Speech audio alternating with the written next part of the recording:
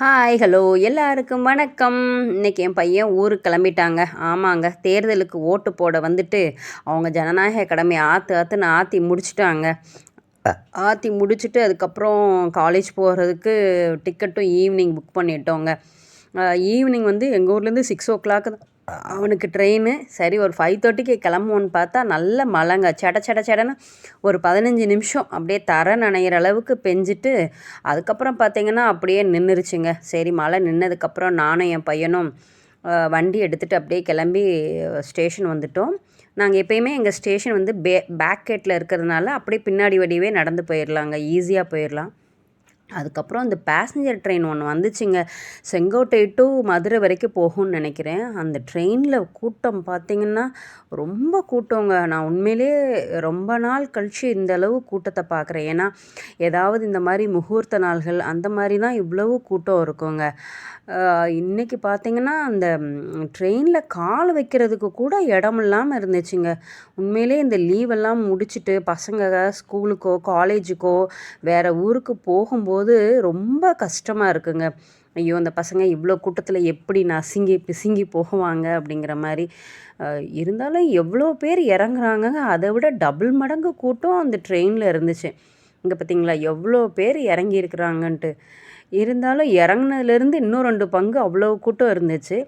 அதுக்கப்புறம் அப்படியே எங்கள் ட்ரெயினுக்கு நாங்கள் வந்துட்டோங்க.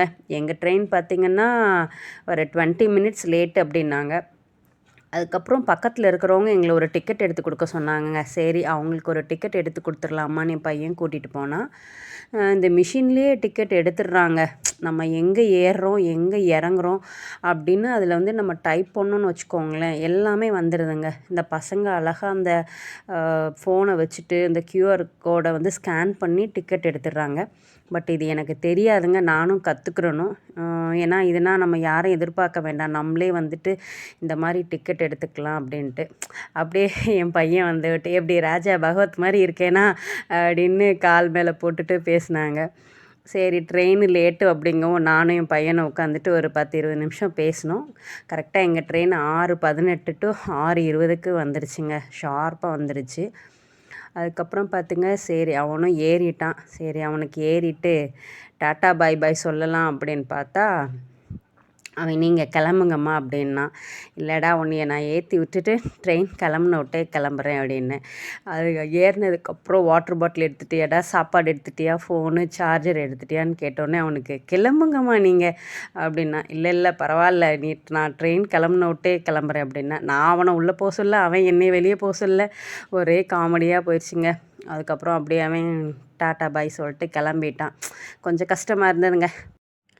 அதுக்கப்புறம் என்ன நைட்டுக்கு என்னடா சமைக்கலாம், வீட்டில் என்ன இருக்குது, வெங்காயம் இருக்கா, தக்காளி இருக்கா, உருளைக்கிழங்கு இருக்கா, என்ன பண்ணுவோம், சப்பாத்தி பண்ணுவோமா, பூரி பண்ணுவோமா, இல்லை இட்லி தோசை பண்ணுவோமா, இப்படியே தான் மைண்டுக்குள்ளே ஓடிட்டுருக்குங்க. என்ன இருக்குது என்ன இல்லை, இப்படி போகும்போது கடையில் வாங்கிட்டு போயிடலாமா, இல்லை நைட்டுக்கு வெளியில் வாங்கி சாப்பிட்லாமா, இவ்வளவும் இந்த சின்ன மண்டைக்குள்ளே ஓடிக்கிட்டே இருக்குங்க. சரி வீட்டில் போய் எல்லாத்தையும் பார்த்துக்கலாம் அப்படிங்கிற மாதிரி யோசிச்சுட்டு அப்படியே அங்கேருந்து நானும் கிளம்பிட்டேங்க. ஓகே ஃப்ரெண்ட்ஸ், இந்த வீடியோ உங்களுக்கு பிடிச்சிருக்குன்னு நினைக்கிறேன். கண்டிப்பாக பிடிச்சிருந்துச்சுன்னா லைக் பட்டனை தட்டிட்டு கொஞ்சம் சப்ஸ்கிரைபும் பண்ணிடுங்கங்க. ஓகே பாய், அடுத்த வீடியோவில் பார்க்கலாம்.